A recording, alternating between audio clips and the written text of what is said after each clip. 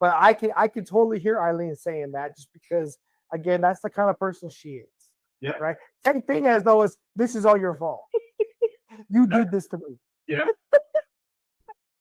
So when you got to Japan and you got to the band, was the band what you expected them to be? Like were they where they needed to be?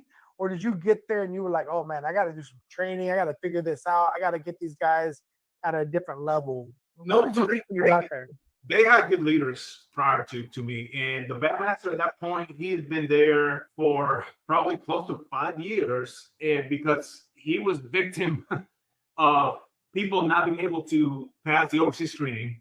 So he got stuck there for a very long time. So he knew everybody, he knew where to go, he knew how to communicate, he knew he was wired. So for me, it was like the best thing because one, not only I knew him from, we both went through A school at the same time. Now he's my boss, a lieutenant, and we're communicating daily. And I trust him because I knew him from before too. Yeah. So he kind of helped me out, like kind of learn the mission and the day-to-day life.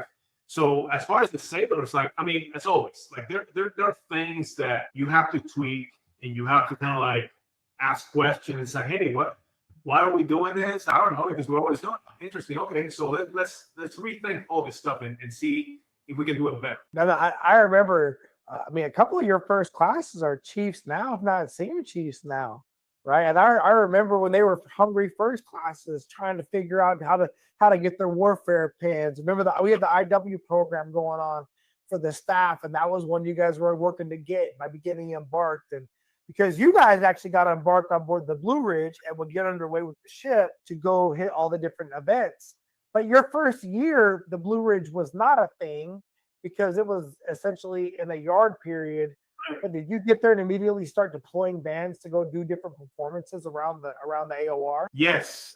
So I think you knew this. So that we have a group that instead of being deployed with the Blue Ridge, they were flying everywhere doing carrot exercises. Right. So I remember, and this is another thing that if you ask Elaine, she will tell you, and she'll look at me like, yeah, you did this. I arrived in June, and already by the end of June or early July, I was on my way out to my first carrot exercise with a group. And she's like, where are you going? It's like, I gotta go. And that was the same week that my house of goods arrived, so she had to do everything by herself. By the time I came back, everything was everything was set up. I was like, oh, that's ready. Yeah.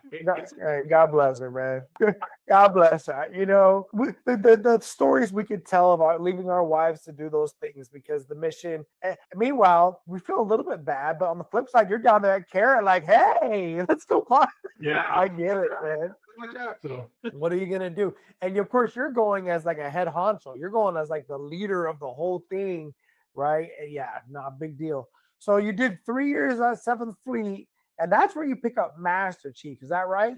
So I actually did 26 months only because initially the program management here, the commander here, when they went there on a visit before the results came out that year in 2019, he's like, hey, if you're the one selected, you're not moving. You're staying here for a full whole year, like for the whole tour, and then we'll send you to San Diego. Like that was what he told me. So the head guy is telling me this. So okay, let me go home and tell Aileen so she can, be assured that we're not